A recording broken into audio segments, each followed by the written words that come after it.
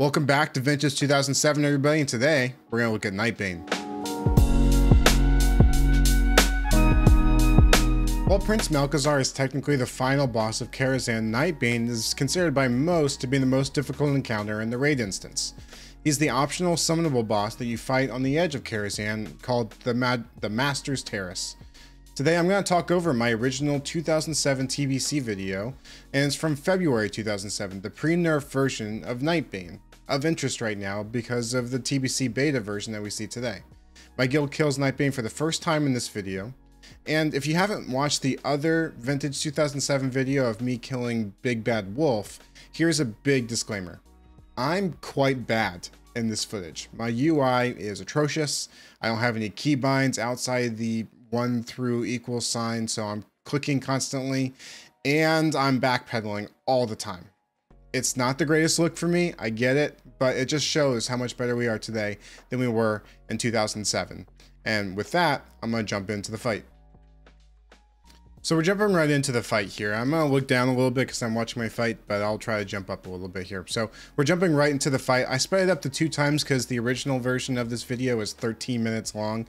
Because if you may notice on the right side, I have the recount meter up here. We only brought 4 DPS and 1 tank, which means yes, our raid composition for killing Nightbane the first time was 5 healers, 1 tank, 4 DPS. Here we see Nightbane transitioning into the air phase. There's 2 mechanics, or actually 3 mechanics here in the night phase. One, he has an area of effect. You'll see the big rains of bones that are coming down, but you also see these big red bombs that are coming out. Nightbane will target the person he has the most threat on. Typically, it's starting it with a healer because people aren't DPSing the boss, but rather DPSing the small adds. Now, I'm going to pause the video right here and just give you one note as we see the priest die here. The adds as we see on the TBC beta right now are wrong compared to this version of Nightbane. Again, this version of Nightbane was killed February 19th, 2007. This was a good 2 weeks before any nerfs landed in Karazhan whatsoever, and about 2.5 weeks after the world first kill of Nightbane. And so my guild here is trying to do their best, but one of the mechanics for these adds here is that they have an aura on them called an immolation aura that does massive damage when they are around people who have melee, like the oil of immolations that you have, the consumable in Classic. Well, on the current beta version, they're immune to spell effects other than holy, so paladins can tank them. This apparently, digging through some logs of the patches, was a very short window of time, only a few hours, where they had made a change in patch 2.0.10 where they made the mobs be immune to magic damage. But now, and at the same time, they removed the immolation aura.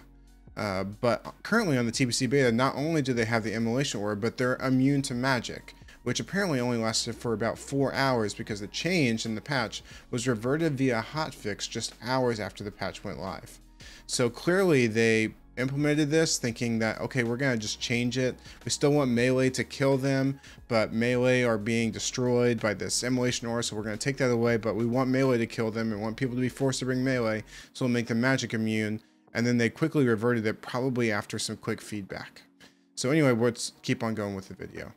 So we see the priest die here pretty right away. Now Nightbane in his ground phase is just like any dragon, and with dragons they have a few basic abilities. They have a frontal cone breath that does massive damage. They have a cleave, they have a tail whip, and so this is typically how you'll see Nightbane be faced. You'll see him facing outwards towards the outside with the tail on the inner part of this dome area, and he has the AoE fear that we see most dragons, notably in Nixia in phase 3, all seem to carry fear, Nefarian as well.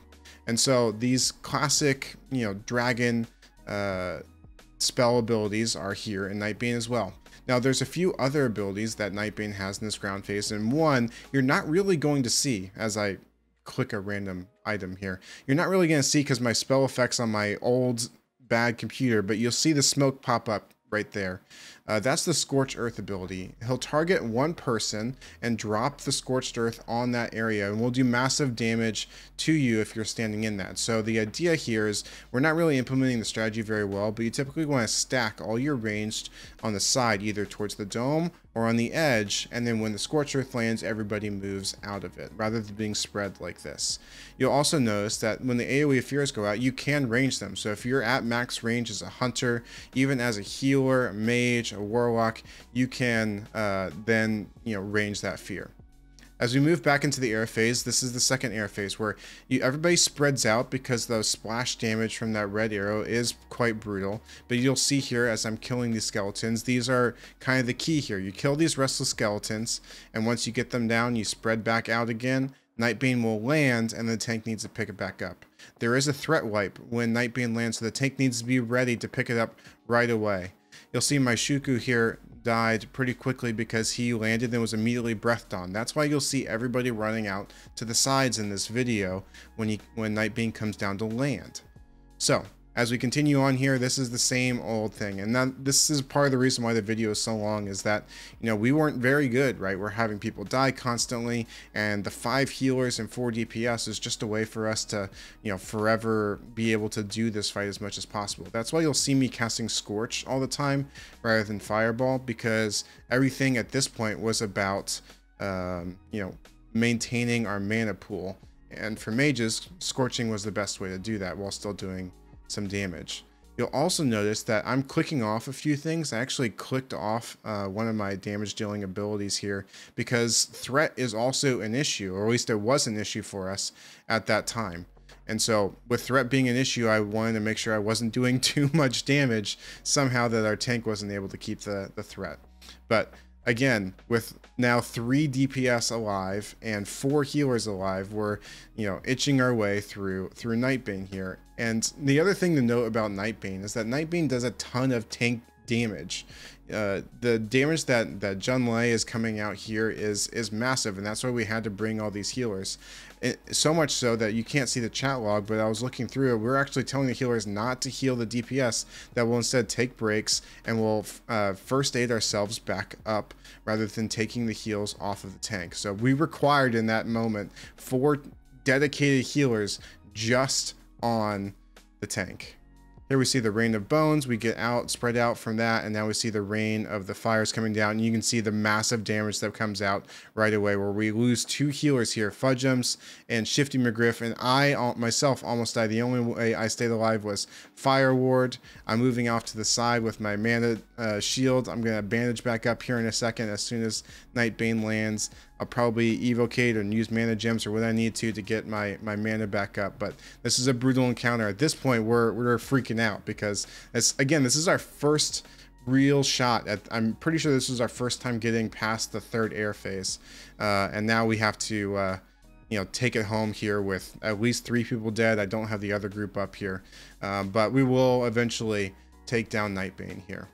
So I'm gonna stop right here, come back to the full screen, and so I really want to just finish off the video here. That's the look at Nightbane 2007. But the reason again why I wanted to bring it up is that the TBC beta version doesn't look like this Nightbane, and it's because they have this magic immunity that's added to the skeletons in the air phases.